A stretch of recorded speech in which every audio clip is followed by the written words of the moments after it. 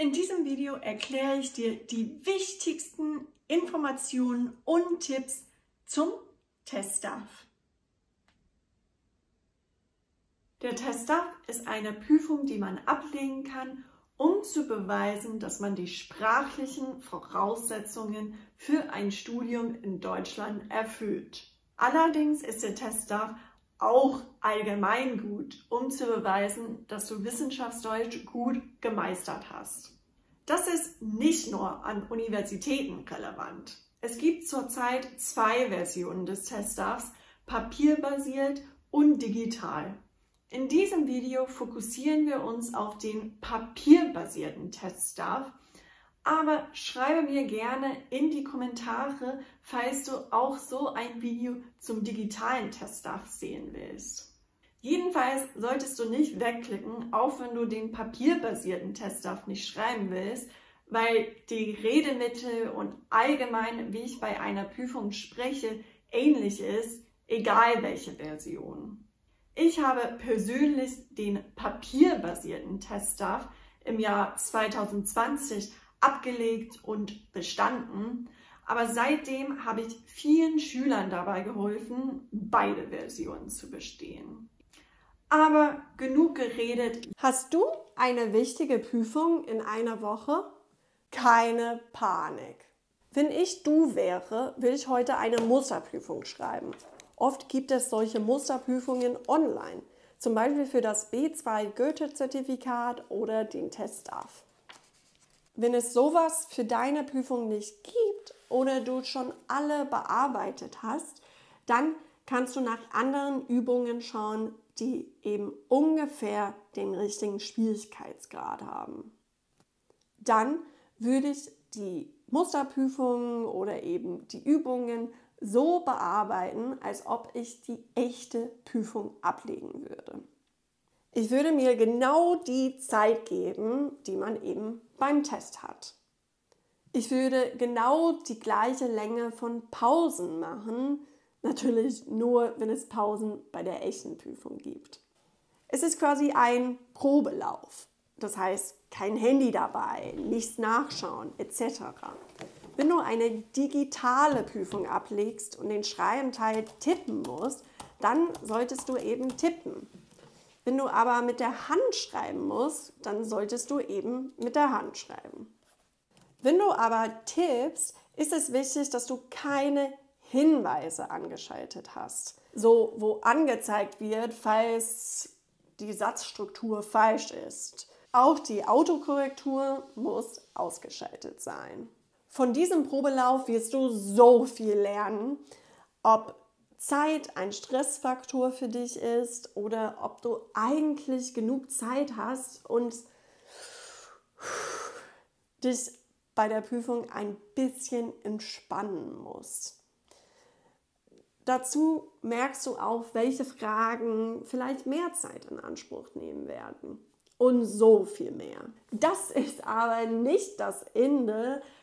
Als nächstes würde ich den Test korrigieren bzw. korrigieren lassen. Wenn ich diesen Prozess durchmache, merke ich oft, dass ich eine bestimmte Sache immer wieder falsch gemacht habe. Ich würde das alles auf einen Spickzettel schreiben, also auf ein Blatt Papier. Das könnte eine bestimmte Formel sein, das könnte bestimmte Redemittel sein, also wirklich das, was man häufiger vergisst. Auch wenn ich sage, dass du einen Spickzettel erstellen solltest, meine ich nicht, dass du spicken solltest. Was heißt aber eigentlich spicken? Spicken ist ein umgangssprachliches Verb und heißt, während einer Klausur oder Ähnlichem heimlich Notizen oder andere nicht zulässige Hilfsmittel zu benutzen. Der Zettel mit den Notizen drauf heißt dann Spickzettel. Natürlich möchte ich nicht, dass du beim TestDaF oder an der Uni spickst. Trotzdem ist es hilfreich, einen Zettel zu erstellen, der dabei hilfreich wäre. Diesen nutzt man dann, um zu lernen. So kann man den Spickzettel jeden Tag anschauen, zum Beispiel vor dem Schlafengehen. Dieser Zettel ist natürlich genau das, was du am meisten wiederholen musst. Ich würde von anderen Arten des Lernens in dieser Phase abraten. Das, was du bei der Musterprüfung bzw. bei den Übungen gut gemacht hast, musst du nicht mehr wiederholen. Das, was auf deinem Spickzettel steht, aber schon. Das Lernen sollte wirklich vor der letzten Woche passieren. Wenn man versucht, in der letzten Minute 4:4 zu lernen, dann werden die ganzen Informationen oft eher vermischt und verwechselt. Das wollen wir natürlich nicht. Statt zu lernen, würde ich deutsche Serien oder sogar Nachrichten schauen und versuchen, mich, soweit es geht, zu entspannen. In den Tagen vor einer großen Prüfung ist es wirklich wichtig, genug zu schlafen und gesund zu essen. Die Arbeit und die Vorbereitung hast du schon davor gemacht. Was findest du am wichtigsten vor einer Prüfung? Schreib mir gerne in die Kommentare. Deine Tipps können auf jeden Fall den anderen auch helfen. Jetzt fangen wir mit der Prüfung an. Guten Tag, Frau Müller. Chris Howard ist mein Name. Ich studiere an der Hochschule für Wirtschaft und Sprachen und ich habe gehört, dass es die Möglichkeit gibt, Schwimmkurse zu besuchen. Bevor ich mich anmelde, hätte ich ein paar Fragen. Und zwar, wann fängt der Kurs an? Und gibt es nur die Gruppe abends oder gibt es vielleicht auch eine Gruppe vormittags oder morgens? Es würde mich auch interessieren, ob ich irgendwelche Vorkenntnisse mitbringen soll.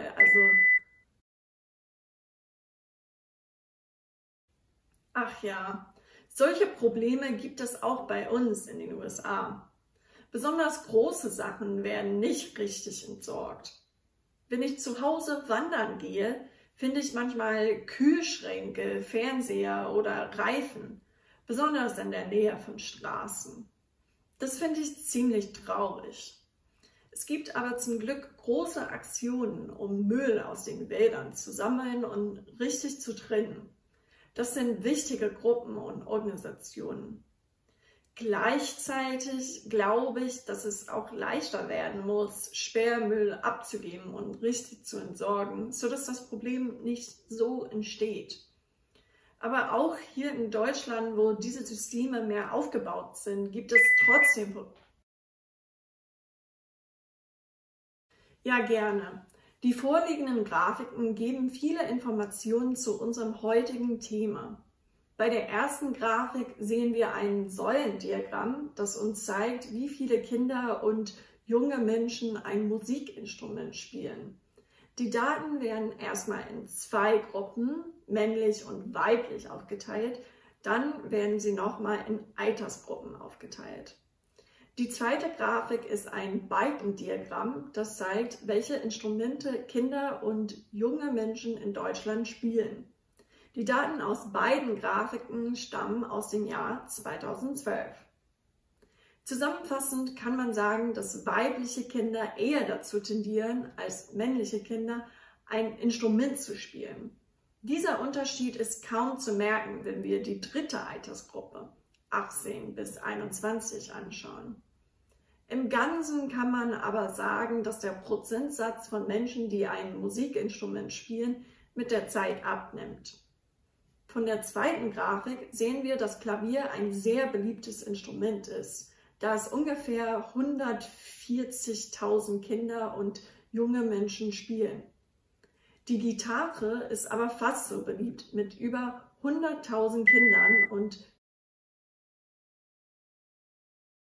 Vielen Dank, Herr Dr. Rothmeier. Darüber habe ich auch schon viel nachgedacht. Ich bin da geteilter Meinung. Auf der einen Seite könnten wir Menschen viel lernen, indem wir zum Mars fliegen. Aber auf der anderen Seite ist es sehr teuer und das Geld könnte anders investiert werden, besonders was Bildung anbelangt. Die allgemeine Bildung für alle Menschen auf der Welt ist mir viel wichtiger als so ein Projekt, wo die Erlebnisse und Ergebnisse nicht für alle zugänglich sein werden. Darüber hinaus wäre so eine Mission sehr gefährlich für die Menschen, die mitfliegen. die Mission könnte auch scheitern. Dann wäre das Geld schon investiert und trotzdem könnte relativ wenig rauskommen. Wenn wir uns auf die Menschen hier auf der Erde konzentrieren, wissen wir besser, wie das Geld investiert werden sollte und was funktionieren könnte, um unsere Ziele zu erreichen. Aus diesen Gründen würde ich diese Idee ablehnen. Ach, Mika, da muss ich auch kurz nachdenken. Das ist gar nicht so einfach. Beide haben Vor- und Nachteile. Für die private Hochschule spricht in erster Linie, dass du jetzt starten kannst. Außerdem hat sie einen sehr guten Ruf. Ein weiteres wichtiges Argument dafür ist, dass du dafür nicht wegziehen musst. Vielleicht sparst du dadurch auch ein bisschen Geld. Und dann weißt du, du musst nicht dein Fach wechseln, um überhaupt mit einem Studium anfangen zu können. Ein Nachteil, wenn du die Zulassung jetzt annimmst, ist natürlich, dass die Hochschule sehr teuer ist. Hinzu kommt, dass die Kosten vielleicht dazu führen, dass du mehr nebenbei arbeiten musst. Dann hast du weniger Zeit für Praktika und sogar weniger Zeit, um dich auf Prüfungen oder Ähnliches vorzubereiten. Das ist schon bitter. Wenn ich du wäre, würde ich versuchen, mich auf weitere Studienplätze zu bewerben und versuchen, in der Zwischenzeit einen Job in dem Bereich zu bekommen. Dann kriegst du Erfahrung und Geld. Wenn du nächstes Jahr immer noch nur die private Hochschule als Möglichkeit hast, hast du dann zumindest etwas dafür gespart. Hier sehen wir ein Säulendiagramm mit dem Titel Männer und Frauen in Deutschland, die gern abnehmen wollen. Einmal links sehen wir 1957 und rechts 2014. Wir sehen, dass sich der Prozentsatz fast verdoppelt hat, von ungefähr 26 auf 45. In circa 50 Jahren würde ich eine aufgrund der Daten ähnliche Entwicklung erwarten, also dass sich der Prozentsatz weiter erhöht. Vermutlich hängt das mit Medienkonsum zusammen. Täglich sehen wir bearbeitete Fotos und denken, wir müssen auch so aussehen. Es könnte auch sein, dass uns Marketing von Abnehmtees oder Fitnessstudios beeinflussen, sodass wir denken, dass auch wir abnehmen müssen. Natürlich gab es bestimmte Schönheitsideale im Jahr 1957. Aber ich würde vermuten, dass man nicht die ganze Zeit damit konfrontiert wurde. Auf Social Media, in Werbung, auf Plakaten in der Stadt und so weiter. Ich glaube, mehr und mehr Menschen greifen zu ungesunden Mitteln, um den Wunsch abzunehmen oder allgemeiner formuliert, schön auszusehen, zu erfüllen. Wenn wir nicht zufrieden mit unserem Körper sind, bleiben wir vielleicht eher zu Hause und fühlen uns nicht nur unwohl mit dem Körper, sondern vielleicht auch allein oder sogar deprimiert.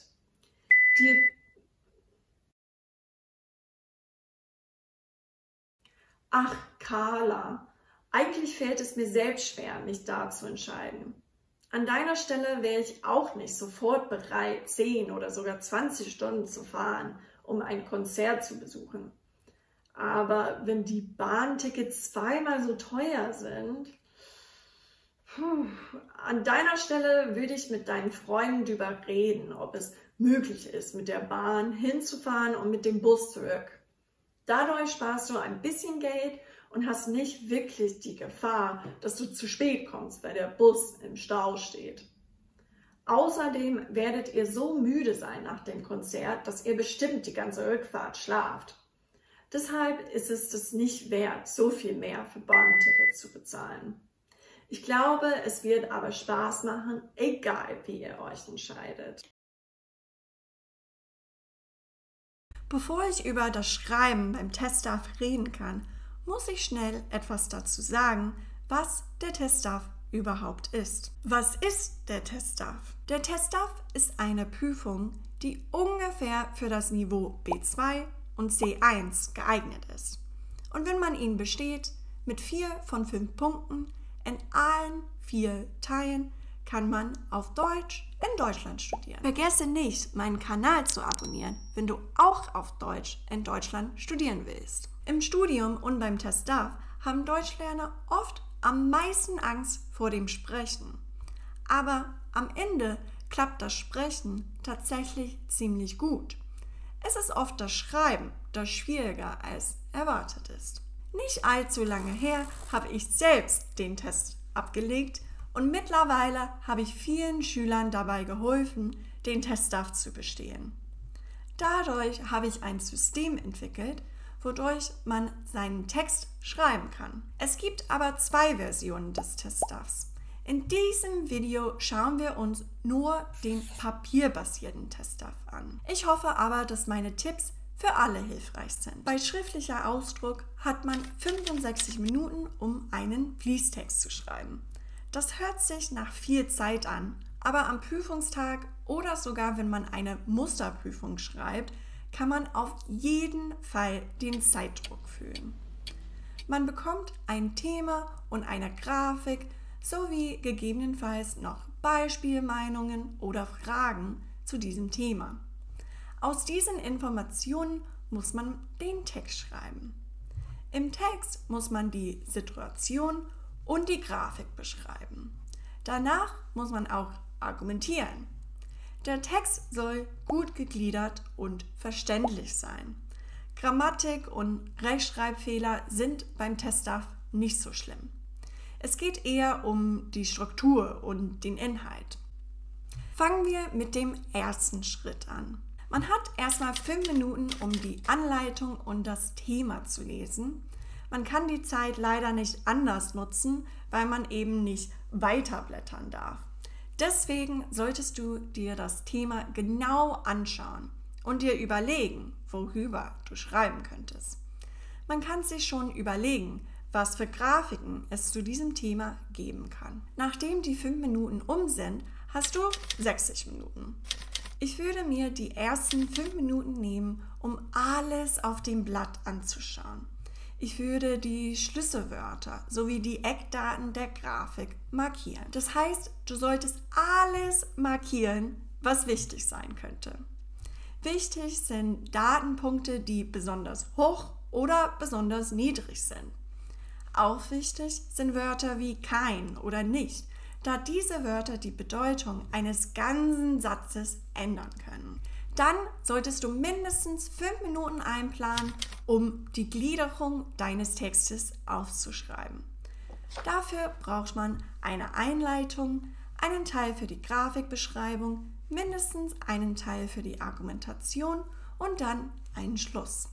Während du dir die Gliederung schreibst, kannst du dir schon überlegen, was du in jedem Teil schreiben willst. Ich schreibe dazu gerne Stichwörter. Darauf folgend hättest du 40 Minuten Zeit, um den Fließtext zu schreiben. Das sollte nicht so schwierig sein, wenn du alles auf dem Blatt gründlich gelesen und eine detaillierte Gliederung aufgeschrieben hast. Jetzt musst du deine Gedanken einfach aufschreiben. Es ist okay, wenn das dir heute nicht leicht fällt. Das kann man aber üben. Du kannst eine Grafik online finden und dazu eine Beispielaufgabe schreiben. Dann überlegst du dir eine Gliederung dazu und versuchst daraus einen Fließtext zu entwickeln. Man muss das Schreiben viel üben. Wenn man in einer Aufgabe gut sein möchte, sollte man eben ähnliche Aufgaben immer wieder üben. Wenn du das tust, wirst du auch im Studium dankbar sein. Im Studium muss man nämlich auch viel schreiben. Aber zurück zu den Schritten. Zum Schluss hast du 10 Minuten Zeit, um deinen Text zu korrigieren. Dabei solltest du aufpassen, ob du auch alle Aufgabenteile erfüllt hast. Wenn du dir sicher bist, dass du alle Aufgabenteile erfüllt hast, solltest du schauen, ob die Teile gut zusammenpassen. Erst danach würde ich Sachen wie Grammatik und Rechtschreibung anschauen, falls es noch Zeit gibt. Hierfür solltest du schon wissen, was deine häufigsten Fehler sind. Vergisst du Nomen groß zu schreiben? Oder vergisst du eher, wo das Verb hingehört? Du hast auf keinen Fall genug Zeit, alles zu korrigieren. Also solltest du im Voraus wissen, worauf du achten musst. Das ist ja für jede Person anders. Falls du dich auf den Test DAF vorbereitest, habe ich auch andere Videos zum Thema Test DAF. Und wenn du den Test DAF bald ablegst, wünsche ich dir viel Erfolg. Wenn du noch Fragen hast, kannst du sie selbstverständlich unten in die Kommentare schreiben. Und für die Leute unter euch, die den Test DAF schon abgelegt haben, wie war es? Was fandest du am schwierigsten? Was war am einfachsten?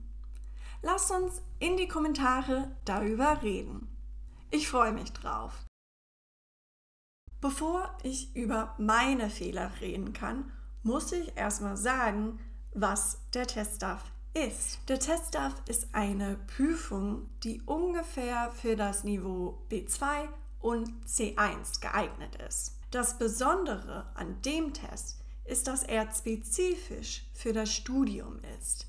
Das heißt, man muss beispielsweise beim Sprechen jemanden an der Universität anrufen, beim Hören und Lesen wissenschaftliche Texte verstehen und beim Schreiben Grafiken erklären. Wenn man die Prüfung mit mindestens 4 Punkten in allen 4 Testteilen besteht, hat man die sprachliche Voraussetzung für die meisten deutschsprachigen Studiengänge in Deutschland erfüllt. Das Gute daran ist auch, dass wenn man sich auf den Test DAF vorbereitet, man sich gleichzeitig auch auf das Studium vorbereitet. Ich habe mittlerweile vielen Schülern dabei geholfen, den Test DAF zu bestehen. Aber nicht allzu lange her habe ich selbst den Test abgelegt. Im Juni 2020 habe ich den Test DAF geschrieben. Ich war so nervös, dass ich 3 große Fehler gemacht habe. Erstens habe ich mein Zulassungsschreiben nicht genau geprüft, als ich es bekommen habe. Das Zulassungsschreiben ist das Blatt, wo dein Name, die Passnummer und so weiter draufsteht. Man braucht dieses am Testtag, um zu zeigen, dass man sich angemeldet hat, bezahlt hat. Und dann können Sie überprüfen, ob die Daten auf dem Blatt mit deinem Ausweis übereinstimmen und das Bild auf dem Ausweis wirklich deins ist. Naja, ich habe 20 Stunden vor der Prüfung gemerkt, dass ich damals einen Tippfehler gemacht habe und mein Name einfach falsch war. Grundsätzlich darf man das nur bis zu 24 Stunden davor anpassen. Zumindest war es zu der Zeit der Fall. Damals waren sie kulant und haben es dann doch geändert. Aber den Stress willst du nicht haben. Also überprüfe immer, ob alles auf dem Blatt stimmt. Mein zweiter Fehler war, dass ich die Aufgabe beim schriftlichen Ausdruck nicht genau gelesen hatte. Ich habe es so schnell gelesen und die Frage anscheinend falsch verstanden. Ich weiß jetzt nicht mehr genau, wie die Frage damals lautete, aber ich dachte, ich soll über die Lösung eines Problems schreiben, aber eigentlich musste ich über die Ursachen des Problems schreiben. Und dazwischen gibt es schon einen sehr großen Unterschied. Trotzdem ist es mir erst nach 40 Minuten aufgefallen. Für den Schreibenteil des Test DAFs hat man ja auch nur 60 Minuten, um den Fließtext zu schreiben. Es war also schon zu spät, den Text komplett neu anzufangen. Ich hatte also nur 20 Minuten, um die eigentliche Frage zu beantworten. Ich habe so doll geschwitzt, ganz abgesehen davon, wie ich mich in den Wochen gefühlt habe, als ich auf das Ergebnis warten musste.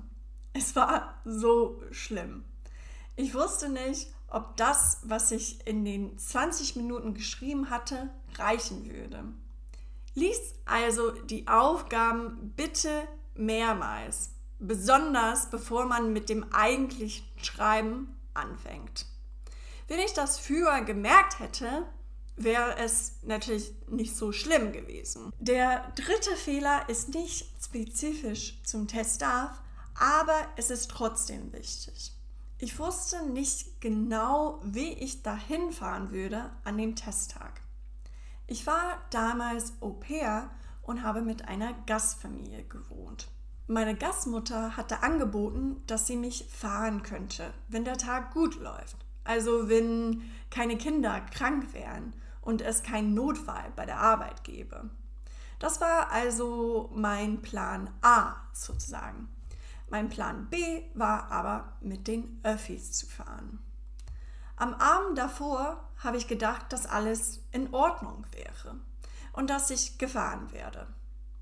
Aber an dem Morgen ist nichts gut gelaufen. Die Kinder sind spät dran gewesen, als sie zur Schule gingen, und alle waren irgendwie schlecht drauf. Bis zur letzten Minute war es unklar, ob ich mit der Bahn fahren würde. Das war so anstrengend, dass ich gefühlt schon kaputt, also müde und erschöpft war, als ich beim Testzentrum ankam. Das war kein guter Zustand. Deswegen würde ich allen empfehlen, einen guten Plan zu haben, wie man am Testtag zum Testzentrum hinkommen wird. Der Test kann stressig genug sein. Du brauchst also keinen zusätzlichen Stress. Man merkt, dass diese Fehler, die ich aufgelistet habe, mir mehr Stress bereitet haben. Ich habe den Test bestanden, aber es musste wirklich nicht so stressig sein, wie es gewesen ist. Eine Sache, die dir eben auch helfen kann, ist, einen Vorbereitungskurs zu machen. Mache also einen Termin mit mir aus, wenn du Interesse daran hast, dich mit mir vorzubereiten.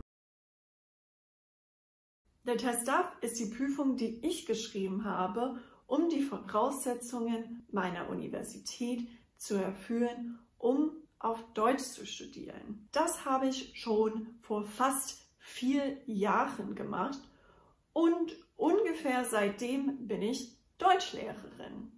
Das heißt, ich habe diese Prüfung selbst abgelegt und anderen dabei geholfen, sie erfolgreich zu bestehen. Meine Schüler und ich haben auch alle möglichen Bücher ausprobiert und heute werde ich dir sagen, was ich von diesem Buch halte. Fit für den Testdarf. Aber jetzt muss ich zum Schreibtisch.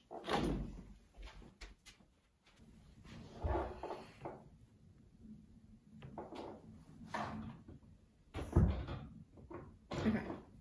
Erstmal ist das Buch ziemlich groß und ziemlich dick mit über 200 Seiten und 2 CDs. Lass uns reinschauen.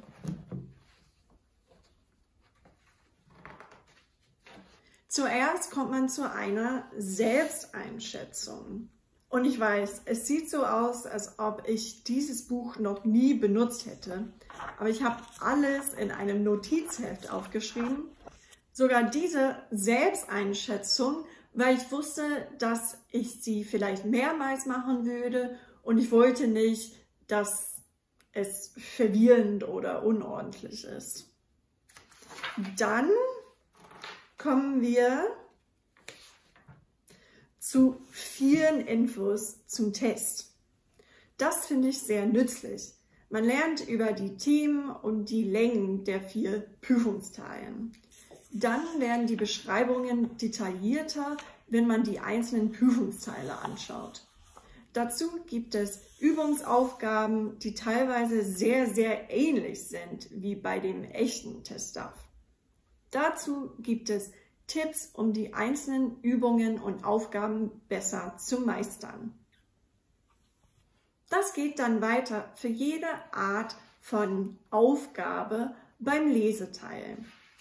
Und es gibt wirklich so viel nur zum Leseverstehen, dass dieser Abschnitt über 60 Seiten ist.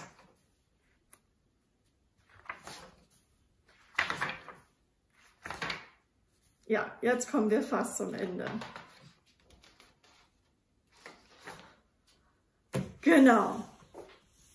Auf Seite 64 fängt der Abschnitt zum Hörverstehen an. Und dafür wird man auf jeden Fall die CDs brauchen. Dieses Buch oder zumindest diese Version des Buchs ist sonst nicht so nützlich.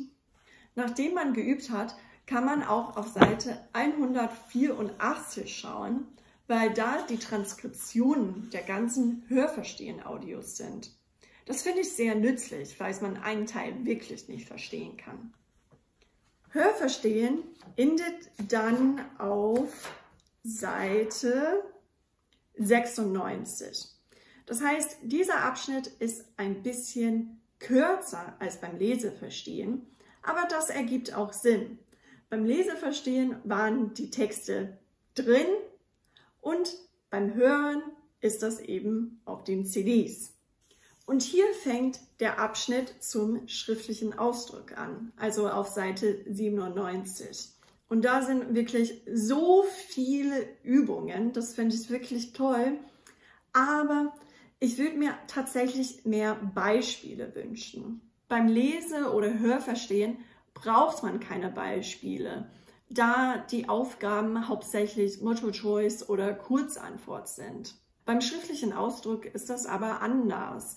Man muss ja zusammenhängende Texte schreiben können und ich glaube, dafür muss man schon sehr viele Beispiele anschauen und analysieren. Es gibt hinten ein Lösungsheft zu den ganzen Übungen und zum Modelltest. Das ist natürlich sehr hilfreich. Aber beim Modelltest ist das der einzige zusammenhängende Beispieltext und ja, ich würde mir einfach mehr wünschen. Besonders, weil man das eben nicht anschauen sollte, bis man selbst den Modelltest gemacht hat, weil man sonst davon beeinflusst werden könnte. Das heißt, das würde ich ändern und mindestens einen ganzen Text im Buch selbst zeigen und beschreiben und analysieren. Naja, der Abschnitt zum Schreiben endet dann auf Seite 124. Und dann machen wir auf Seite 125 mit dem mündlichen Ausdruck weiter. Hierfür wird man auch die CDs brauchen, da es auch beim Test der Fall ist, dass man auf bestimmte Sachen reagieren muss. In diesem Abschnitt wird erklärt, wie man am besten die Vorbereitungszeit nutzen kann, aber auch, was man zum Beispiel sagen kann, wenn man vergisst, was man sagen wollte. Und so viel mehr.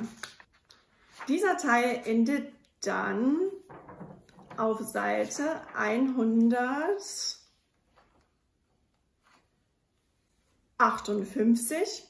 Dann kommt, wie gesagt, noch der Modelltest. Er ist wirklich sehr ähnlich wie die vom TestDaF-Institut und wie der Test, den ich wirklich damals abgelegt habe. Das finde ich super. Danach kommen, wie gesagt, die Transkriptionen vom Hörverstehen und vom mündlichen Ausdruck. Das finde ich wirklich hilfreich.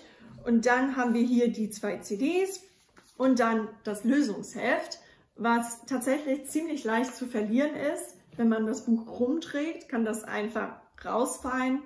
Das würde ich aber nicht ändern, da es schon sehr praktisch ist, das quasi immer neben dem Buch haben zu können und das direkt vergleichen zu können. Das heißt, ja, es gibt keine perfekte Lösung dafür.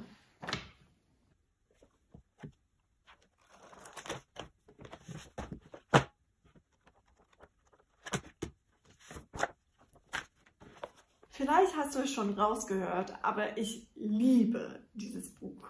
Klar, gibt es ein paar Sachen, die ich ändern würde. Und nein, das Buch ist nicht genug, um dich auf den TestDaF vorzubereiten, wenn du sonst nichts machst. Was wirklich gut dazu passen würde, wäre, wenn du einen Vorbereitungskurs oder sonst mit einer Lehrkraft arbeiten würdest, einfach weil du dann Feedback bekommen kannst.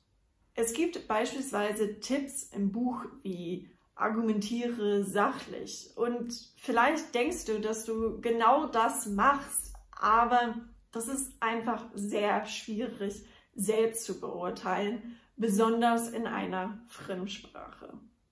Deswegen würde ich mich nicht ausschließlich auf das Buch und mich selbst verlassen, aber das Buch bekommt einen Daumen hoch von Deutsch mit Chris. Willst du, dass ich auch andere Bücher anschaue? Schreibe mir in die Kommentare, falls dich ein bestimmtes Buch interessieren würde. Heute schauen wir uns Grafiken an. Zuerst müssen wir uns fragen, was ist überhaupt eine Grafik? Dieses Wort hat mehrere Bedeutungen, aber hier wollen wir uns auf eine Definition konzentrieren. Das ist die Definition, die in Wissenschaft und Forschung benutzt wird. Eine Grafik ist etwas Visuelles, das das Verhältnis zwischen mehreren Zahlen veranschaulicht. Man findet Grafiken zum Beispiel in Zeitungen, um das letzte Wahlergebnis darzustellen, oder in Reiseführern, um die durchschnittliche Temperatur im Land zu zeigen. Eine Situation kann aber mit vielen Grafiken veranschaulicht werden. Und genau das werden wir uns anschauen. Zum Aufwärmen werden wir erstmal ein paar Beispielgrafiken uns anschauen und uns überlegen, was könnten diese Sachen heißen, wie verständlich sind die Daten, warum sind sie verständlich, warum nicht und so weiter. Okay, los geht's. Hier ist das erste Beispiel.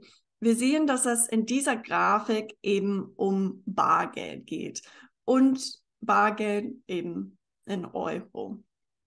Und wir sehen, dass am Tag 1 oder Woche 1, Jahr 1, wir sind uns hier nicht sicher. Und, aber wir sehen hier, dass es eben 50 Euro war. Okay? Und dann bei der zweiten Messung sehen wir, dass es ein bisschen niedriger geworden ist, vielleicht 48. Dann bei der dritten Messung 42 vielleicht. Und dann geht das so weiter, dass es jetzt ungefähr 19,5 sein könnte. Dann 10,5 vielleicht. Und dann bei der sechsten Messung ist es fast 0. Und dann am nächsten Tag oder im nächsten Jahr ist es wieder viel höher und dieses Mal eben über 50. Das heißt, von dieser Grafik können wir nicht so gut erkennen, ob das Tage, Jahre, Wochen sind. Wir wissen auch nicht, ob das vielleicht einfach unterschiedliche Menschen sind, die unterschiedlich viel Geld haben. Das könnte auch sein. Aber jedenfalls wissen wir, dass es um Bargeld geht. Und wenn wir einen Text dazu hätten, wäre das natürlich hilfreich. Dann schauen wir uns das zweite Beispiel an. Es ist mit den gleichen Daten, aber hier sehen wir, dass diese Zahlen eben Tage waren. Weil hier sehen wir, dass es 50 am Montag war und dann sehen wir, dass es bei Dienstag eben ein bisschen weniger ist, Mittwoch, Donnerstag, Freitag, Samstag und Sonntag. Und wir können uns vorstellen, dass vielleicht diese Person jede Woche ungefähr 50 Euro bekommt und dann ab und zu ein Snack kauft oder keine Ahnung, einkaufen geht und dann am Samstag hat diese Person sehr, sehr wenig Geld, zumindest sehr, sehr wenig Bargeld und dann am nächsten Tag hebt diese Person mehr Geld ab oder wird bezahlt, was auch immer. Dafür haben wir nicht genug Kontext, aber trotzdem können wir die Situation von dieser Grafik aus viel besser verstehen. Lass uns aber jetzt das dritte Beispiel anschauen. Hier sehen wir wieder die Tage: Montag, Dienstag, Mittwoch, Donnerstag, Freitag, Samstag und Sonntag. Hier finde ich es aber ein bisschen schwieriger zu erkennen, ja, wie viel Geld das immer ist, besonders wenn es auf dieser Seite ist, weil die Zahlen nur hier sind und es gibt ja keine Linien, um uns dabei zu helfen. Aber trotzdem finde ich das hilfreicher als beim ersten Beispiel. Und das heißt nicht, dass die erste Grafik schlecht ist allgemein, aber dass es vielleicht für diese Daten weniger hilfreich ist. Dann für das vierte Beispiel sehen wir eben ja diese Linie, die durchgeht, und das impliziert auch irgendwie was anderes. Hier haben wir das Gefühl, dass es auch sein könnte, dass es zwischen Mittwoch und Donnerstag vielleicht eine Zeit gab, wo diese Person 30 Euro hatte. Also das heißt, hier sehen die Daten viel flüssiger aus, auf jeden Fall. Aber das sind nur ein paar Beispiele. Jetzt werden wir uns anschauen, ja, warum sind diese Grafiken anders und wie können wir das überhaupt beschreiben? Jetzt werden wir die wichtigsten Grafiken anschauen. Erstmal möchte ich dir eine Datentabelle zeigen. Eine Datentabelle ist keine Grafik im engeren Sinne, aber die sieht man eben auch oft bei Prüfungen wie TestDaF oder für ein C1-Zertifikat. Und hier sehen wir, dass wir eben auch einen Titel haben und dann sehen wir quasi unterschiedliche Kategorien. Und wir sehen zum Beispiel, dass es im Jahr 2020 ja 1302 Frauen im Master gab an der Universität Tempelhof, aber noch mehr Männer gab, sogar 2866 im Bachelor und 1421 im Master. Man kann diese Daten vergleichen und gucken, ja, ob es einen Trend gibt und ja, was das bedeuten könnte. Und wenn man eine Grafik eben erstellen möchte, ist es oft hilfreich, erstmal eine Datentabelle zu haben. Und wenn man ein Programm nutzt, um eine Grafik zu erstellen, muss man eben eine Tabelle haben und davon wird die Grafik erstellt. Und auch deswegen ist eine Datentabelle so wichtig. Zunächst haben wir das Säulendiagramm. Und hier ist es eben wichtig, dass die Säulen eben nach oben gehen. Und wenn wir auf der X-Achse eben Zeit haben, dann fängt das immer links an und geht nach rechts. Und wir sehen auch, dass die Zahlen eben auf der Y-Achse, da haben wir ja 0, 15, 15 und 20, dass das auch eben unten anfängt und nach oben geht. Das bedeutet, dass die Säulen, die eben sehr hoch gehen, eben die meisten Frauen oder Männer hatten. Zunächst möchte ich eben das Balkendiagramm anschauen. Und das ist relativ ähnlich. Viele sagen, dass das quasi das Gegenteil vom Säulendiagramm ist. Und das ist einfach, weil es quasi von links nach rechts geht. Das heißt, der Balken, der eben am längsten geht, am weitesten nach rechts, ist eben am größten. Also in diesem Fall ist vielleicht das Lieblingsfach der 3. Klasse. Und wir sehen, dass die Zahlen dann eben auf der X-Achse sind und dass sie eben links anfangen und nach rechts gehen. Und das sehen wir oft mit Sachen, die nicht mit Zeit zu tun haben. Das heißt, die Reihenfolge Mathe, Deutsch, Geschichte und Sachkunde hat keine Bedeutung. Das können wir sehr leicht mischen. Wenn wir aber bei dem vorherigen Beispiel beim Säulendiagramm anschauen, ist das eben nicht der Fall. Diese müssen in dieser Reihenfolge sein. Genau, aber sonst sind sie ziemlich ähnlich. Diese Grafiken erlauben uns sehr leicht, Sachen miteinander zu vergleichen und das können wir direkt sehen, sogar bevor wir eben diese Zahlen anschauen. Wir sehen schon sofort, dass Sachkunde eben am beliebtesten ist. Jetzt schauen wir uns das Kreisdiagramm an. Hier haben wir Lieblingsessen der Deutschen: Döner, Pizza, Nudeln, Burger und Schnitzel. Und dann muss es auch so sein, dass die Prozente eben zusammengerechnet auf 100 kommen. Und hier ist es auch wichtig, dass alle Deutsche, die hier in dieser Umfrage mitgemacht haben, dass sie alle nur ein Lieblingsessen aussuchen können, weil es sonst mehr als 100 wären. Und wir können auch relativ leicht merken, ja, was am größten ist und was am kleinsten ist. Was aber ein bisschen schwierig ist, ohne die Zahlen anzuschauen, ist zu erkennen, ob Döner oder Nudeln größer ist. Wenn man das schnell anschaut, dann sehen sie eigentlich ziemlich ähnlich aus.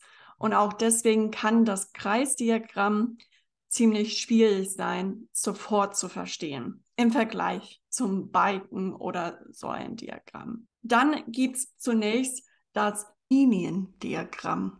Und hierbei, wie ich ein bisschen vorher erwähnt habe, ist es der Fall, dass die Punkte eben Messungen sind, aber dass diese 5 Kinder eben zwischen 2010 und 2011 auch gewachsen sind. Sie sind nicht einfach gewachsen am 01.01.2011, sondern auch dazwischen. Natürlich wissen wir nicht, ob dazwischen dieses Kind genau so groß gewesen ist. Das können wir nicht wissen, aber wir könnten davon ausgehen, dass es irgendwo in der Nähe war. Also das Kind war auf jeden Fall zwischen 2010 und 2011 nicht kleiner als 150 Zentimeter und auch nicht größer als 180 Zentimeter. Das wissen wir auf jeden Fall in diesem Beispiel.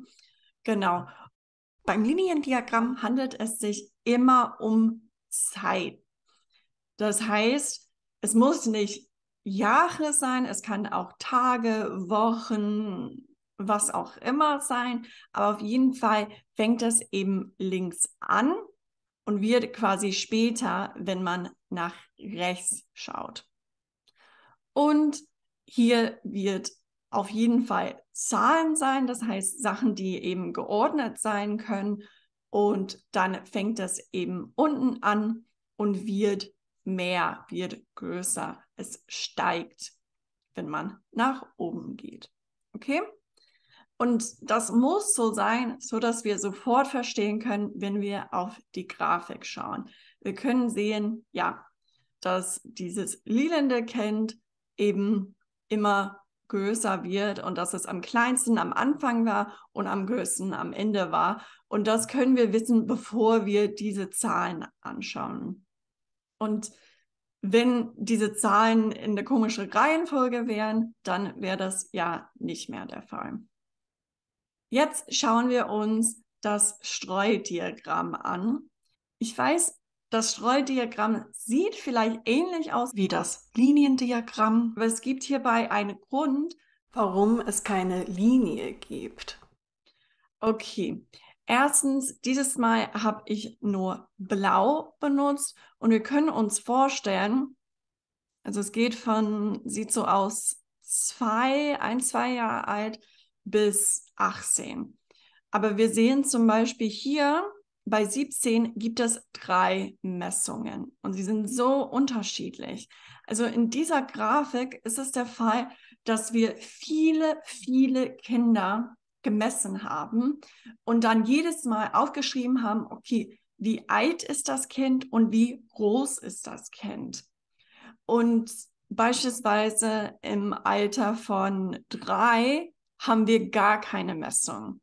Aber weil wir das jetzt so gemacht haben, ist es möglich zu raten, wie groß ein 3-jähriges Kind sein könnte. Nämlich zwischen vielleicht 80 Zentimeter und vielleicht 110 Zentimeter. Mit so wenig Messungen ist es vielleicht nicht so zuverlässig, aber es ist trotzdem hierbei möglich. Und das ist sehr wichtig zu wissen, dass es sehr ähnlich zum Liniendiagramm ist, im Sinne, dass es eben unten links anfängt und dann steigen die Zahlen nach rechts und nach oben. Aber hierbei ist es nicht kontinuierlich.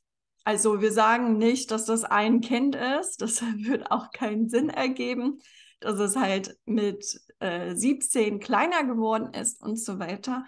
Das heißt, beim Liniendiagramm haben wir immer eine Linie für eine Sache, für eine Person, für eine Firma, für ein Land und so weiter. Und beim Streudiagramm muss das nicht der Fall sein. Okay, jetzt haben wir schon die wichtigsten Grafiken kennengelernt, aber das ist nicht genug, um eine Grafik zu beschreiben. Du sollst nicht alle Daten, die in der Grafik enthalten sind, nennen. Es geht eher darum, die Grafik zu analysieren. Das heißt, wichtige Entwicklungen zusammenzufassen. Und wir fangen normalerweise mit den formellen Informationen an. Ich fange immer mit diesen 4 Fragen an. Welchen Titel hat die Grafik? Welche Quellenangabe hat die Grafik? Welcher Zeitraum wird in der Grafik beschrieben?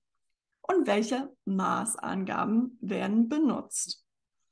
Welchen Titel hat diese Grafik? Ja, Bargeld. Das haben wir schon mal besprochen. Und ja, es gibt uns schon Informationen darüber, was das Thema ist. Dann die nächste Frage, welche Quellenangabe hat die Grafik? Ja, in diesem Fall Deutsche Chris und es ist aus dem Jahr 2023. Und welcher Zeitraum wird in der Grafik beschrieben? Ja, wir sehen eine Woche. Wir wissen nicht genau, wann diese Woche war, aber wir sehen, dass es von Montag eben bis Sonntag ist. Okay? Welche Maßangaben werden benutzt? Ja, Euro. Also nicht Cent, nicht Dollar, nicht keine Ahnung was, sondern eben Euro. Und nicht Millionen von Euro, sondern einfach Euro. Okay, jetzt kennen wir die Grafik von der formellen Seite, aber jetzt wollen wir wirklich die inhaltliche Information anschauen. Hierbei habe ich 3 Fragen. Werden Entwicklungen dargestellt? Gibt es Extremwerte? Und gibt es Gemeinsamkeiten zwischen den Datenpunkten? Lass uns das gleiche Beispiel wieder anschauen. Werden hier Entwicklungen dargestellt? Ja, wir sehen, dass es von Montag bis Samstag eben immer nach unten geht und dann Sonntag nach oben geht.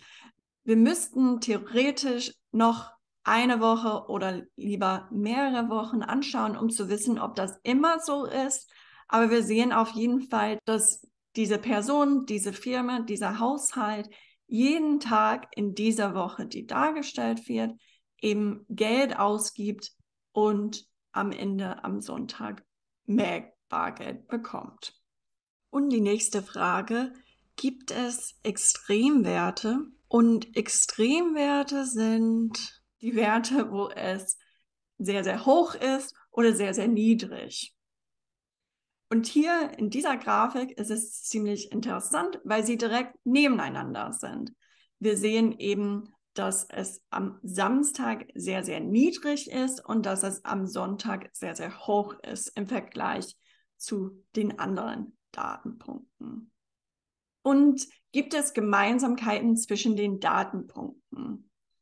Hier ist es ein bisschen schwierig zu sagen, aber es sieht so aus, als ob die Veränderungen zwischen Montag und Dienstag und zwischen Dienstag und Mittwoch ziemlich ähnlich sind. Wir merken auch, dass die Menge an Geld ziemlich ähnlich ist am Sonntag und Montag und vielleicht sogar immer noch am Dienstag. Das heißt, davon könnte man Gruppen bilden und sich auch überlegen, ja, dass diese Person zum Beispiel an diesen Tagen eher zu Hause bleibt oder nur einen kleinen Snack kauft zum Beispiel. Und der letzte Schritt ist eben, dass wir Hypothesen bilden. Wir sollten uns fragen, was könnte in Zukunft passieren? Und du musst auch einen Grund dafür haben. Also warum denkst du, dass das in Zukunft passieren könnte? Wir schauen uns diese Grafik wieder an und ich möchte dich fragen, was könnte in Zukunft passieren? Wir könnten beispielsweise vielleicht davon ausgehen, dass diese Person wieder jeden Tag Geld ausgibt und dass diese Person vielleicht am nächsten Sonntag wieder mehr Bargeld hat, wieder mehr Bargeld bekommt vielleicht.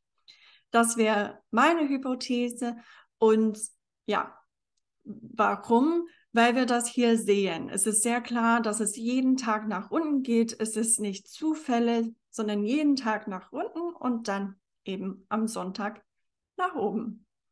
Jetzt möchte ich ein Quiz mit dir machen. Ich werde dir eine Grafik zeigen und du musst sagen, welche Art von Grafik sie ist. Erstmal Beispiel 1.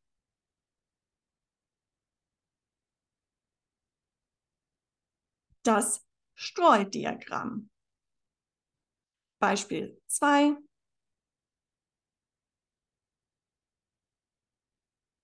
Das Balkendiagramm.